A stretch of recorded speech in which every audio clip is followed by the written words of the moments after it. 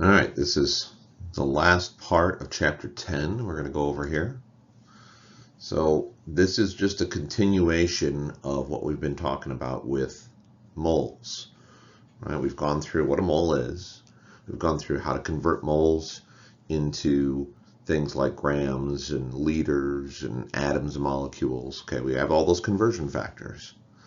There are a few other things that kind of go along with moles, right? Other kinds of conversions and calculations that we can do that relate to chemicals and chemical formulas. Right? And this is the last part of chapter 10. So the first part we're going to cover here is called percent composition. So the percent composition is just the percentage of each element in a compound. Right? A compound like, let's say, H2O is made up of two different elements, H's and O's. What percentage is the H and what percentage is the O of the overall formula is something that we can calculate, and actually it can be useful. Right? So each compound is made up of elements, and it's useful to know what percent by mass. Right? And we're going to do this by mass. I know we've been talking about moles, but for this point here, right, this is a percentage based on mass, on grams. Okay. So if we want to know the percent composition of an element in the compound, we have to know how many grams of the element. We have to know the total grams of the entire compound. We have to divide those two and then multiply by 100 to turn it into a percentage. So give you some idea, some example of what we mean by this. Okay, there's two different compounds here in this picture. The one on the left is lead 2 chromate, right? Lead 2 chromate. So if I were to write that out as a formula, right? Lead, which is positive 2, and chromate, okay, which is negative 2. So this is PbCrO4, okay? That's lead 2 chromate. Now, lead 2 chromate has a Pb, right, a lead. It has a Cr, chromium, and it has 4 oxygens. And again, you might think, well, it's got 4 oxygens. 4 oxygens should be a lot bigger percentage than the Cr or the Pb. But if you were to look up oxygen on the periodic table, right? Periodic table tells you that oxygen weighs 16. So even 4 oxygens together only weigh 64 grams per mole. But 1 Pb on the periodic table weighs like over 200 grams.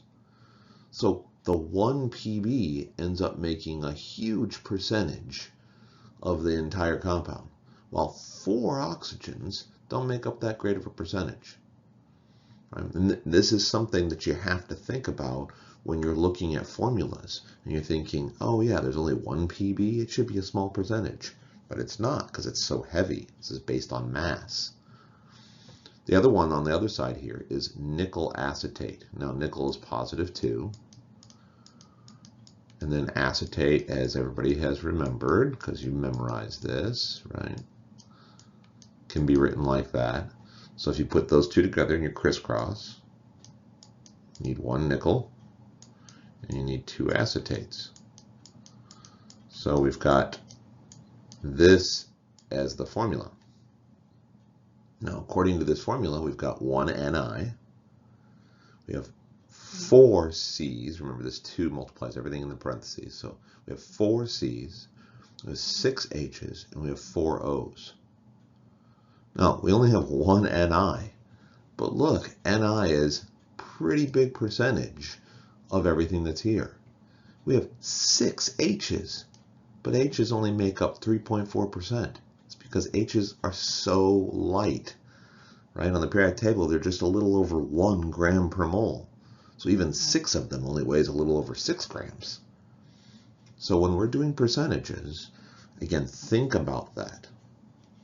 All right, let's move on to an example.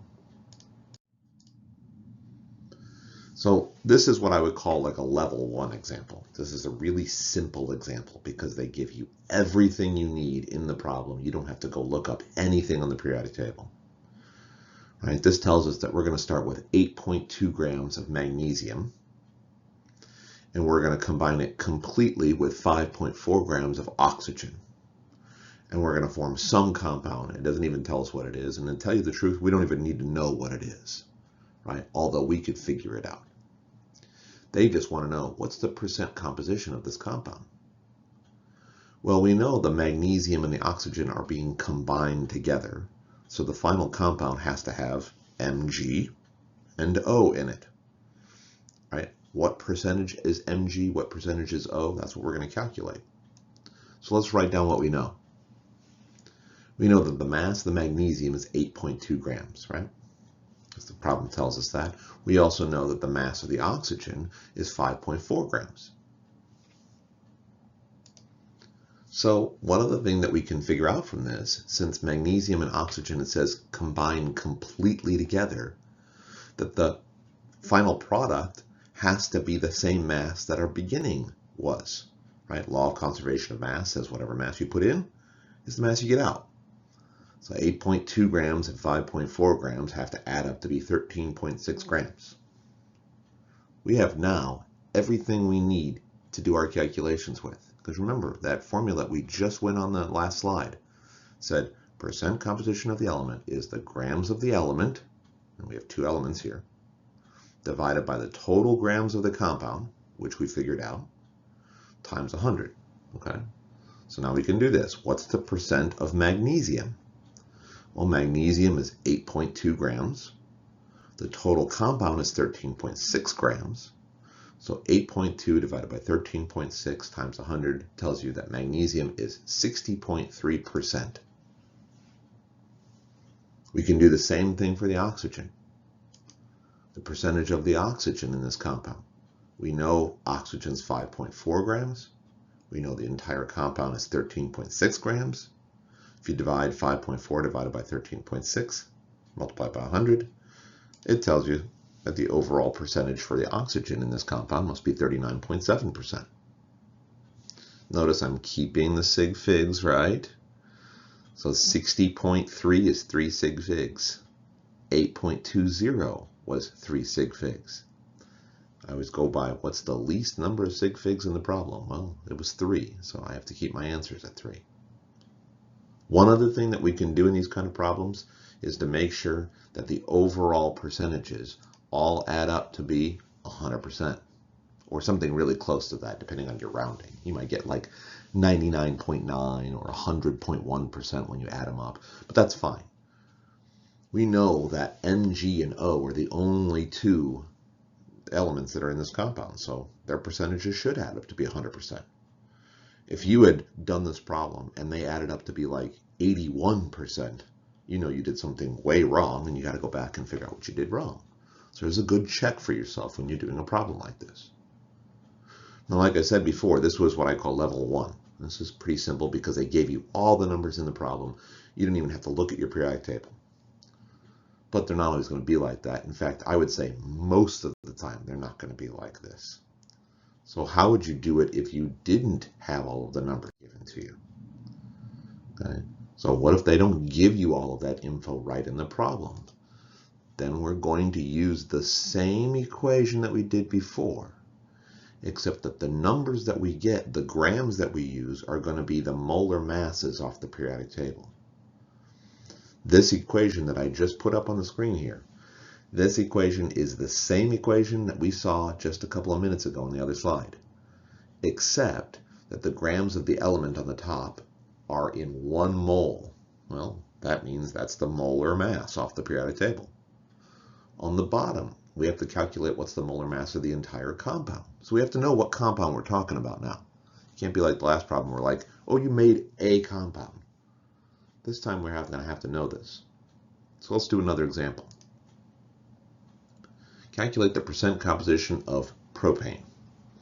And they were even really nice, and they gave you the formula for propane. So propane is C3H8. So according to this problem, I need to know what percentage of this is carbon, C, and what percentage of this is H, hydrogen. So they don't give me any other numbers. They don't give me any other grams. So now I'm going to have to get out the periodic table. So again, when you're starting this, you should have a periodic table sitting in front of you. Obviously, you're writing these notes down on a piece of paper. Okay? And then you should have a calculator, because it's really hard to do these without a calculator of some kind. All right, so we've got our carbon. How do we know how much carbon weighs? We look it up on the periodic table. Right? Carbon on the periodic table is just a little over 12, right? Periodic table that you're looking at probably says something like 12.01 or 12.011, or depending on which one you're looking at, it says something like that. So how much would 3 carbons weigh off the periodic table? Well, we just multiply that 12 by 3 and we get 36. I'm just kind of rounding it off for simplicity's sake, but you could certainly use the entire number. You wouldn't have to round it off. The H's, if you look up the H's on the periodic table, one H weighs what, 1.008 or 1.0079 or some number like that on the periodic table. So it's around 1. So if you have 8 of them, they would weigh about 8 grams total. Again, I'm rounding this off just a little bit. So how much does propane total weigh as an entire compound? Well, you just take the 3 C's and the 8 H's and you'd add those up together. So the molar mass of C3H8 would be somewhere around 44. Again, I'm rounding it off because I'm not taking those little extra decimals at the end, but you can certainly do that. There's nothing wrong with doing that. So let's do this. I want to know what percentage is the C, the carbon. So I'm going to take the carbon's grams. I'm going to divide it by the total molar mass of the entire compound. Multiply it by 100. So 36 divided by 44 times 100 tells me that there's 81.8% carbon in propane. And then the hydrogen will be done the same way. I have 8 grams of hydrogen divided by 44 grams total in the entire compound. And multiply that by 100, you get 18.2% hydrogen. And again, why is it, right? Why is it that the carbon is such a big percentage, even though there's only 3 of them, and the hydrogen, there's 8 of them, and it's such a low percentage? It's because hydrogen doesn't weigh very much, right? Hydrogen, there's only 1 gram for every hydrogen. So 8 of them is still only 8 grams. 3 carbons was already up to 36, so it's going to be a way bigger percentage. And again, if you take this one and you add them together, you should get around 100%, okay? And that's your check to make sure you're doing this right. Okay? So that's how you do a percent composition type problem, whether or not you're giving any numbers. You can look them up on the periodic table if you need grams. Okay, we can use that information now. That information can be useful to us because we can use a percentage as a conversion factor. So let's take that same problem we just calculated for us, and we're going to do a separate problem. We want to calculate the mass of carbon in 82 grams of propane. So I have 82 grams of propane, and I want to know how much of that, how many grams of that is just the carbon. Well, I just calculated something that would be really useful, right? I just figured out that the percentage of carbon in propane is 81.8%. So that is another way of saying that there's 81.8 grams of carbon in every 100 grams of propane, right? Because think about it. Every time that you write a percentage, you're really writing a number per 100, right? When I say 81.8%, that means that there's 81.8 out of 100, right? That's what a percentage always means. Well, this can be written now as a conversion factor, right? I could write this whole thing right here. I could write this as 81.8 grams of carbon in 100 grams of propane. Well, now I've written a conversion factor. It takes me from grams of one compound to grams of a different compound, which is going to be useful. So now let's solve this problem. This problem said that I had 82 grams of propane. So I should start off my problem by writing out my given. My given is 82 grams of propane. I want to multiply And I want to make sure that when I multiply that I have the same units on the bottom of my conversion factor. So grams of propane is going to go on the bottom. What I'm solving for, which is just grams of carbon, is going to go on the top. Grams of propane are gone. Remember, this is 81.8 out of 100. So when you solve this, you have to take 82 times 81.8, and then we divide by 100, because the 100's on the bottom now. And it gives us a total of 67.1 grams of carbon. So every time you take propane and do something with it, you're taking, out of 82 grams, you'd be taking 67.1 grams of it as carbon. Okay. So that's how we use percent composition in a problem.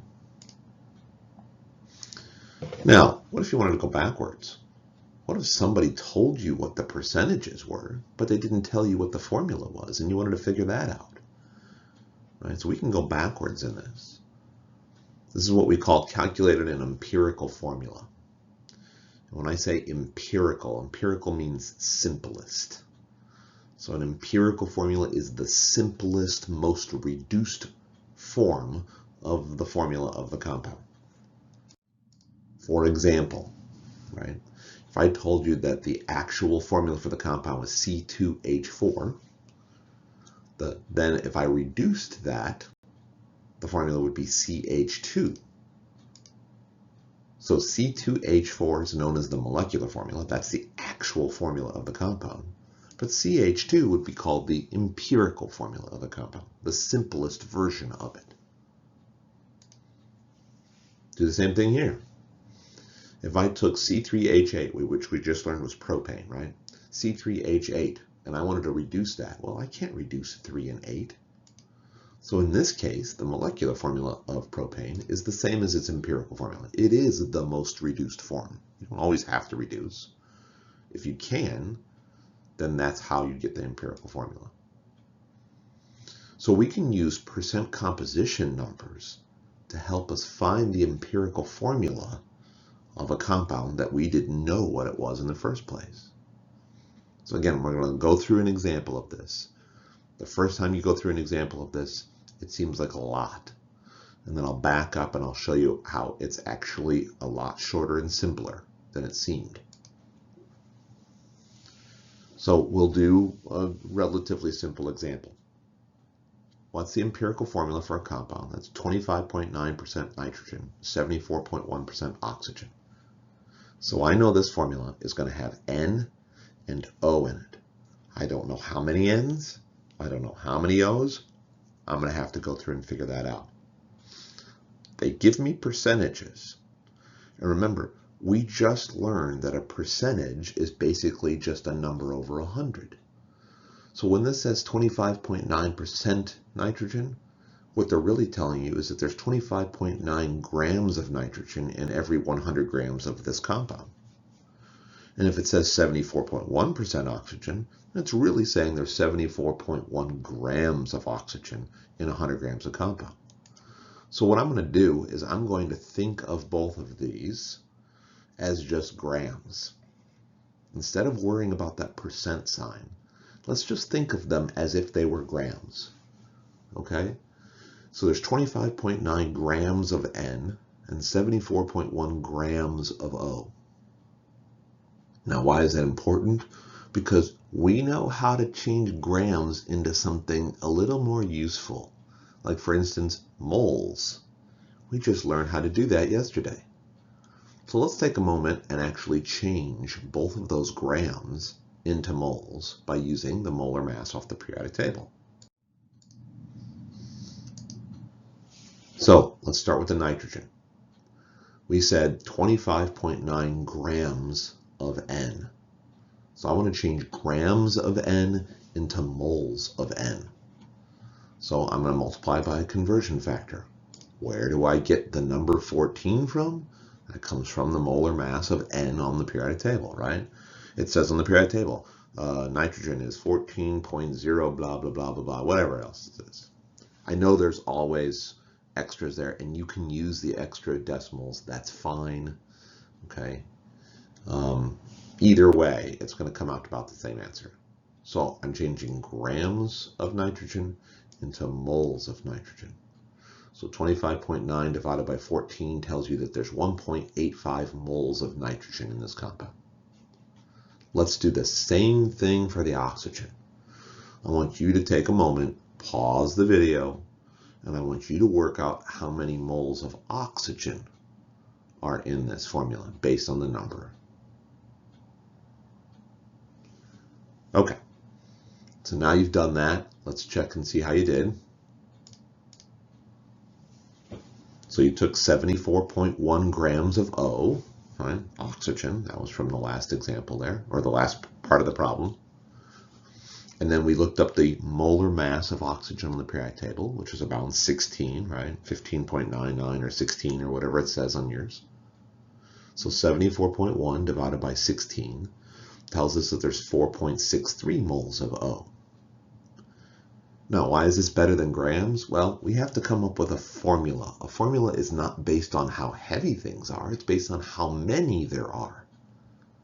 So at this moment, right, our formula would be written like this. We have N 1.85, O 4.63. Now, that looks really weird and can't be, because we learned in here in the last chapter, right? We learned that there's a law, actually it was chapter 9, but we learned that there's a law of definite proportions, and we have learned a law of multiple proportions. We're supposed to have small whole numbers in formulas. We can't have N 1.85.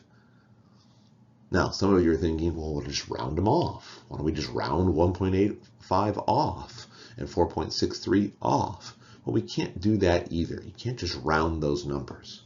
But here's something that we can do to help. We want to get whole numbers. What we're going to do, I'm going to erase this stuff out of here. What we're going to do is we're going to divide both of these numbers by the smallest of the two. So 1.85 is the smallest number. So I'm going to take 1.85 and I'm going to divide it by 1.85. Well, I'm going to get 1. If I take 4.63 and I divide it by 1.85, I get 2.5. Already we can see this is helping because now N is a whole number. It's 1. O is not quite a whole number yet. And remember, we cannot just round. But how do you turn 2.5 into a whole number? You double it, right? If you double 2.5, it becomes 5. But if I double O, I also have to double N. But that's all right, because if I double 1, it just becomes 2, which is still a whole number. So I'm going to multiply each of those numbers by 2. That now tells me that there's 2 moles of N and 5 moles of O. Well, those are both whole numbers, so now I can actually write my formula, which is N2O5. All right? That's what we're trying to do here.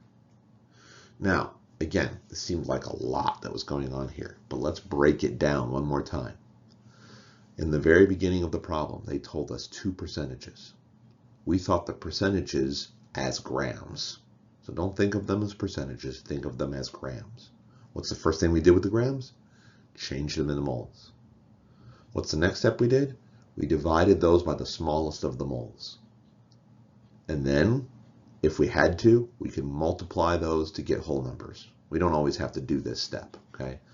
This step where you had to multiply right here, right? You don't always have to do this. This depends on whether you get fractions or not. Sometimes these will both come out as whole numbers and you'll be good, okay? All right, so one last thing. Now, this N2O5 that we got is what we call the empirical formula. That's the simplest formula you can make from those N's and O's. But that doesn't mean that that's the actual formula, the molecular formula. Remember, the molecular formula could have been something like N4O10 or N6O15 or something like that. Right? It could have been some multiple of that. How do we know? Well, there's one more step that we're going to do. That's what we're going to do by calculating the molecular formula. And this is actually a really simple last step. If they were to tell you how heavy the molecular formula actually is, you could compare it to that empirical formula you just calculated. And you could look to see how they compare. Here's an example of that. Let's say that we just did a problem and we found the empirical formula to be CH2. What would be its molecular formula? Right? And they tell you the molecular formula actually has a molar mass of 28 grams per mole. So let's do a little comparison here.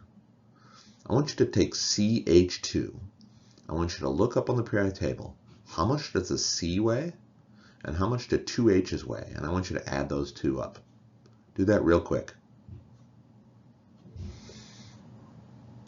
Okay. So, and again, you don't have to get really fancy with all the extra decimals. Just quickly come up with. So a C is about 12, right? And two H's would be about 2.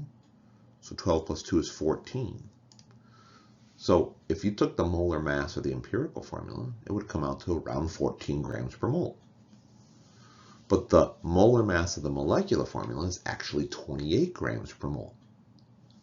Well, look, how much bigger is the molecular than the empirical? Isn't that 2 times bigger? So the molecular is 2 times bigger than the empirical formula. So if the empirical formula was CH2, well, what's 2 times that? It would be C2H4. So that must be my molecular formula.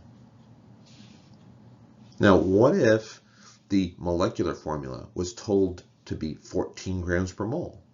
Well, if the empirical weighs 14 and the molecular weighs 14, then the empirical and molecular would be the same formula.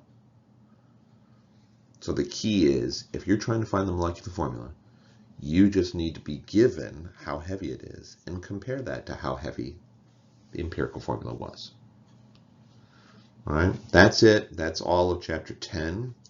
Again, you need to be working on the Chapter 10 homework problems. If you've got questions on these things, I know they can be confusing. That's all right. Write me, ask me about them. I'll help you out as much as I can. Okay? All right.